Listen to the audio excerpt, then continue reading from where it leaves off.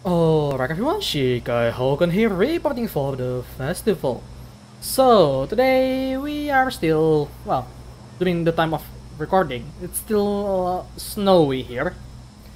So, I figure I should make another rally car because, well, I've been playing a little too much with A-Class road racing, as far as I can remember. So, today we are going to drive another rally car. Yeah, last time we already drove the Lancia Stratos, which is an A-Class. That was last week, I think, and on the last video on this week was on Willie's Jeep on B-Class. So, I want to try something a little bit faster. Well, saying it a little bit faster is a little bit of an understatement. Because, well, today we are going to drive this particular car. This is an Audi RS7 Sportsback. It is a Super Saloon category. And it has a lot of power and it has a lot of weight as well. Well, I built it up to S1 class rally. Yeah, it's been a while since I do that, aren't I? So, yeah. I did a few testing here and there, and I was going to use the white body.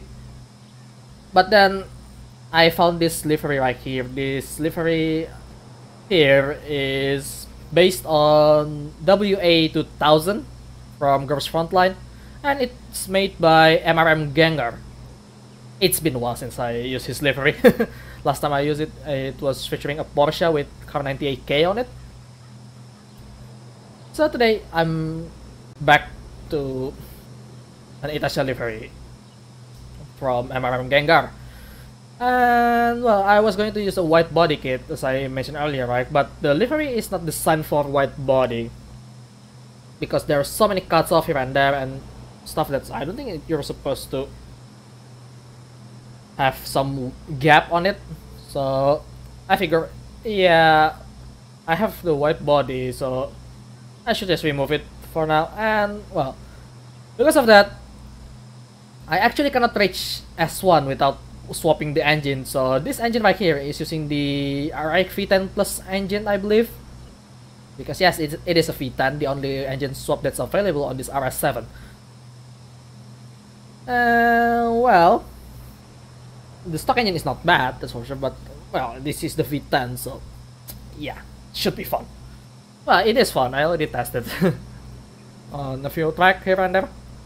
But the main problem of this car is it seems kinda understeery. I mean, I make it a bit more manageable now after I switch it to the stock body kit, which is, well, the factory body kit, as you can see right here. And the white body kit is actually original made by Forza instead of, from an actual manufacturer, third party manufacturer and stuff. So,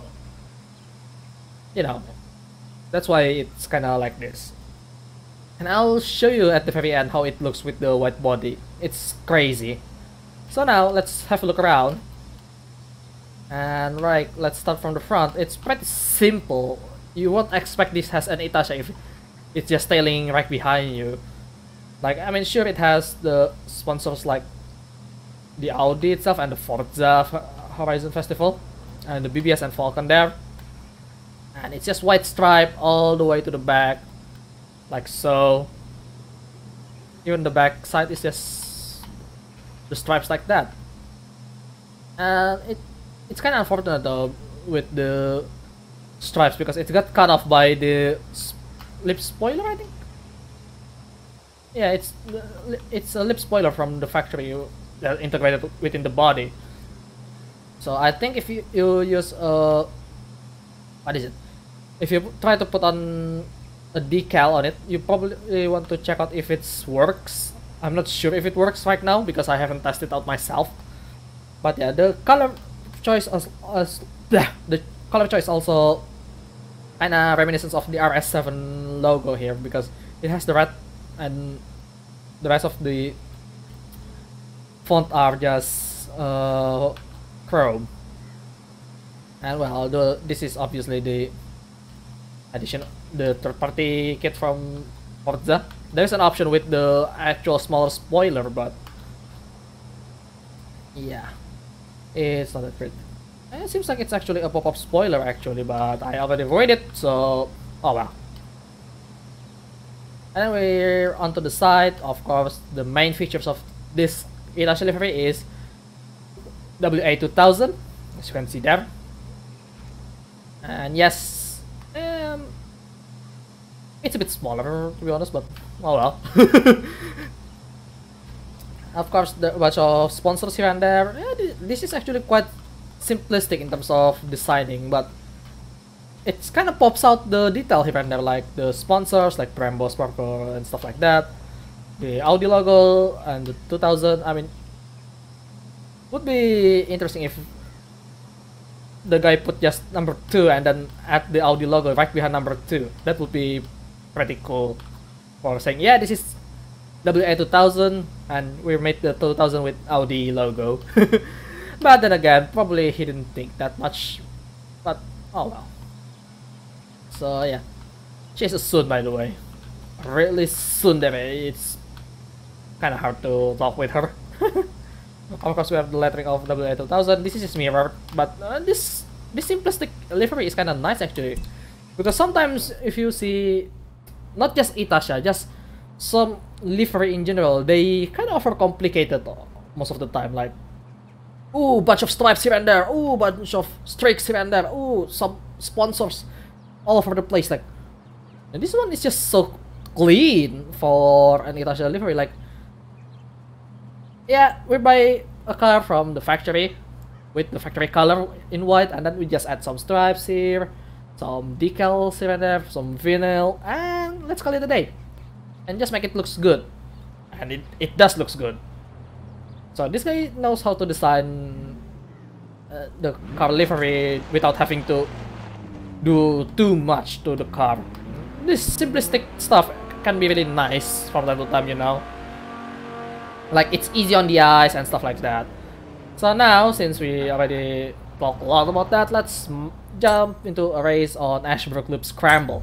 And since this is a super saloon, so might as well try to fight it with another super saloon. So you're going to fight something like Alfa Romeo Giulia. Ah yeah, I forgot to sell both of these. I don't really collect Forza Edition car. Of course, a bunch of Audi, including RS6 Avant, which apparently it's counted as a saloon. Well, it's more like an estate wagon, but oh well. And maybe in the future we'll feature this car right here, the RS4. The BMW Coupe, for some reason. An XDS limousine. I highly recommend you if you want to have fun with this car, but if you want to be competitive, just forget about it. The Infinity cars, Jaguar, XFRS and XES, because both of them has 4 doors. Kia Stinger, of course the GT4 door coupe. I have 2 of these. Ah, I forgot about that. If anyone want to buy this, go ahead. Just search for it in the auction house. If I remember to sell it. And yes, the Centranismo. Okay, buddy, that's not funny. I don't even want to play online. So where was I? The Centranismo, and then we have a bunch of Panamera. I have quite a lot of them apparently. Okay. I have duplicates and well, that's that. And the Insignia VXR, and of course the Volvo V60. Yes, estate wagon count as this part apparently. All right.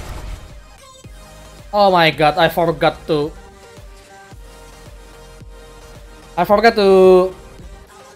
turn on the streamer mode. I hate that. Like, none of the song is good. Alright. That's my opinion about this game. The music is... it's distasteful for me. So, don't really like those kind of music. I mean, well, the only only good music is from the classic one, but then again, that's something like from era where Mozart's still alive. Other than that, meh. Yeah, I know, I'm kinda like that boomer that just hate modern music, but let's be real. Music in Forza is not that great. So anyway, we're starting off and it has quite a lot of power under the hood. It has V10, obviously. And... well, it kinda understeery on some of this faster corner, but I tried to fix it. So now it's kinda oversteery. Not too oversteering.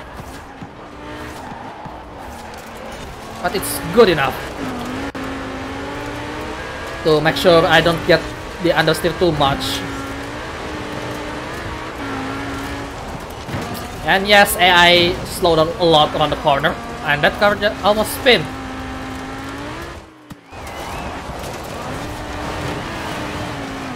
Yeah, just a tap there. I mean, well, it's more of a scratch, but oh well, more of a grind.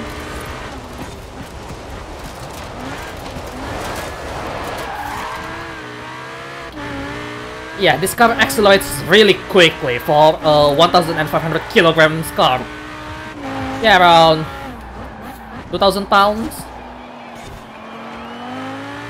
And yeah, you want to brake early because it seems like understeer is in the bloodline, well, in the oil line of this car, because almost every Audi that I drive is understeering, like seriously.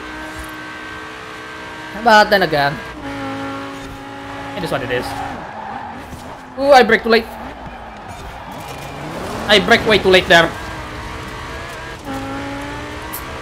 What kind of idiot braking too late on that one? I've played so many times on this particular track because this is my test track.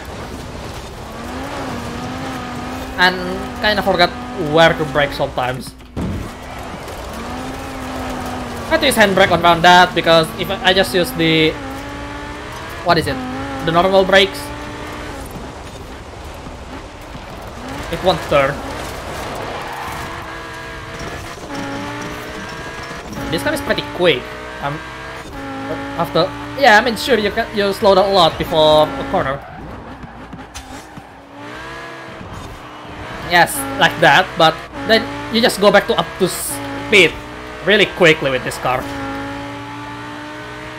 So I think this was around 700 kilowatts, so it's almost around 1,000 horsepower, definitely. Yes, 1,000 horsepower Audi.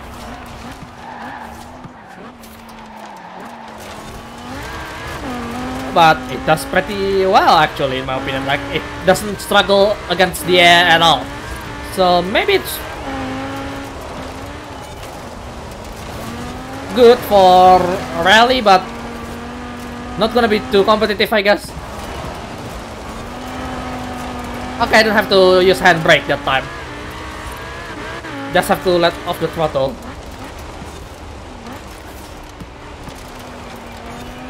Of course, that would be make things a bit slower, but you know. Actually, that is faster by 1 second from my previous best lap on the previous lap. Okay. I just want to see some of this, but maybe they're improved. Yeah, 1 minute 9 seconds, 1 minute 9 seconds. The closest thing they can get is 1 minute 9.1.012. But other than that, no one's really get close to this lap time. Interesting.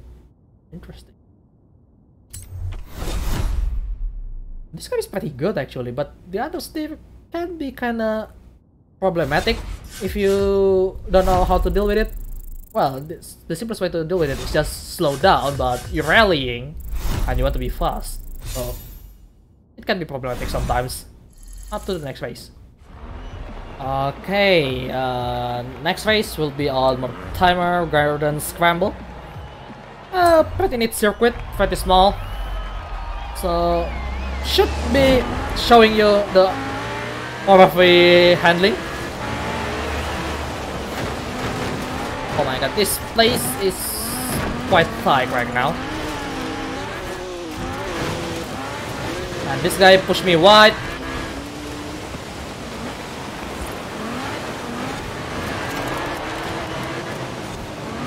Yeah, oversteering here and there forcefully is kinda mandatory, I think, because it felt so slippery right now. Yeah, on smaller corner it doesn't do much. Oh god. Oh god. Yeah, it won't slow down against objects here and there. But I don't need to go to third gear, but yeah, now it's kind of showing that this car really likes to understeer a lot, so you kind of want to make sure this car to be kept in check. So yeah, as you can see, even the AI kind of go wide there, even though that AI is on the front and hit the wall.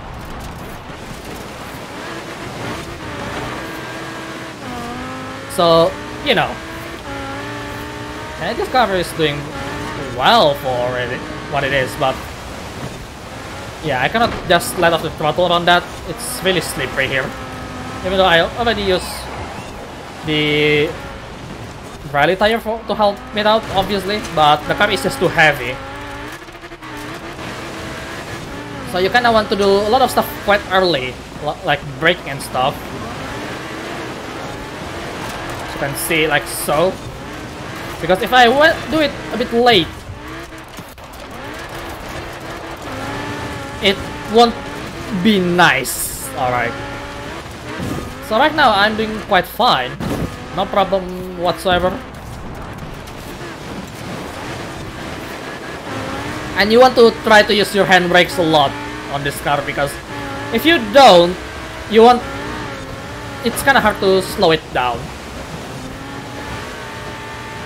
And yes, I got to keep in mind, this car is 8 gear. So a lot of gears that I have to go through. I mean, my rally Bentley also has this kind of issue, I guess. So yeah, 51.169, nice. So it's not bad, considering all the other cars that, well, the closest car that can get to me is the second position, and it's still on 1.1 second gap, and that's an Audi RS6, the somewhat estate wagon-ish style of car, as you can see before, as you can see there. But oh my god, this car requires you to be careful with your driving. So yeah, it still has a lot of understeer.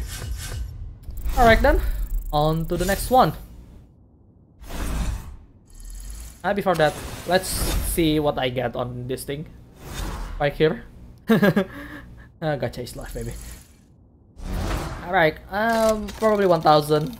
Oh my god, not even a purple. I knew it. I knew it. It's 1000. Okay, final race. We're going to race on Derwentwater Trail. One of my favorite places to test around my cars, but I haven't tested this car here, so I don't know what to expect. And right, what's the starting grid this time? Charger, TTS, Focus, Charger, Focus, WRX 2005, a bunch of Focus again, and Lancia 037. I don't think I have used that, well, featured that car on my channel, but we'll see. I think I did. I don't really remember. I forgot I have to... What is it? Switch gears almost immediately.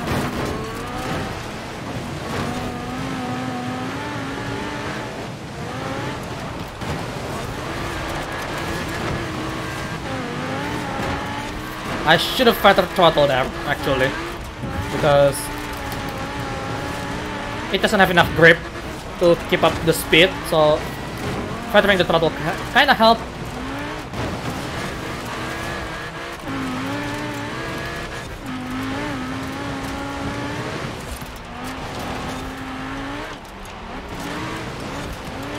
Got to slow down a little bit. Oh my god. And the sudden grip from deep snow can be problematic as well for this car, actually, because it has a lot of power, but the lack of grip can catch you off guard from time to time, and the moment you get a grip around deep snow, it just suddenly launches you forward. So you gotta be careful with this car.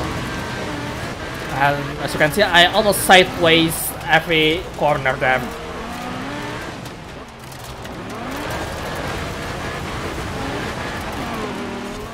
Yeah, down to the fourth gear. Yeah, kinda have to control this car compared to the Bentley, actually. As far as I could remember, Bentley is still kinda okay to control, but... Oh my god, that's too fast.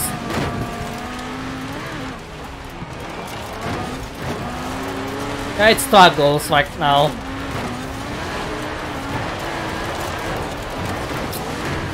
Oh my god, this is terrible.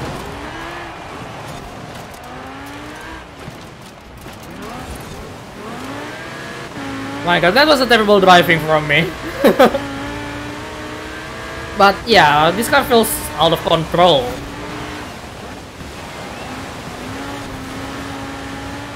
As you can see, like here and there. So you got to be careful, definitely. Right here. Because that's a sharp corner. Got the checkpoint there. Okay. So... yeah, probably not the nicest thing to drive, but it's quick. But probably there is a better handling car. I mean, just think about it. It's a 1000 horsepower car, so it's really hard to, you know, control from time to time, obviously. And I still make a 2-second gap with the top tray, with the other top tray.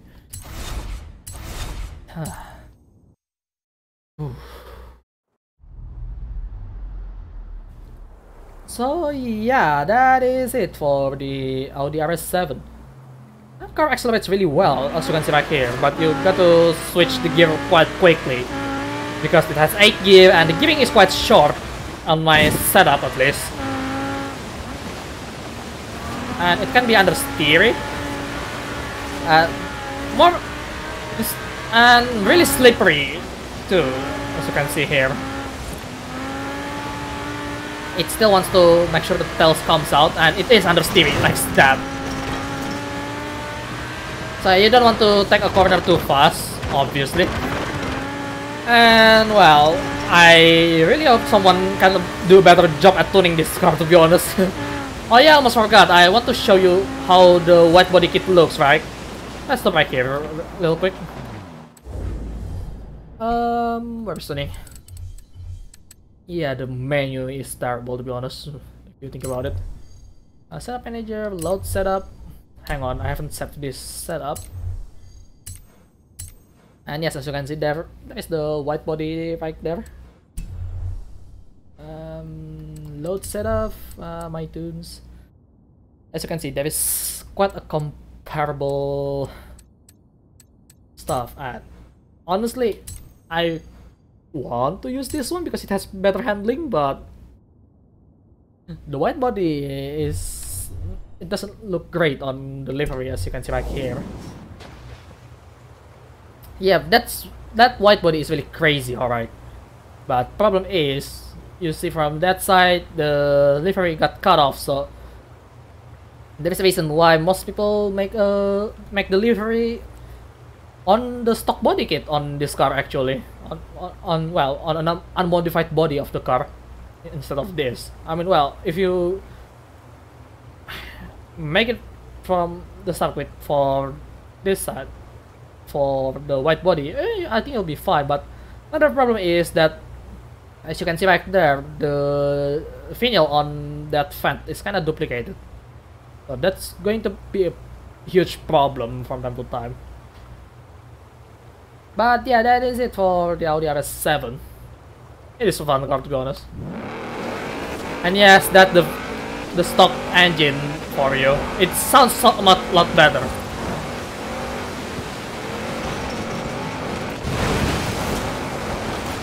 It sounds heavier because this is diesel, by the way. Alright everyone, Hokan here, reporting for the end of the world. I mean, the video. Hope you guys enjoyed today's content. If you like it, feel free to activate that like button. If you want to see more of my content, you can put a mark on my head with that subscribe button. And lastly, any kind of support and feedback would be really appreciated. So, thanks for watching, and remember, I'm keeping my eyes on you. Keep on living, buddy.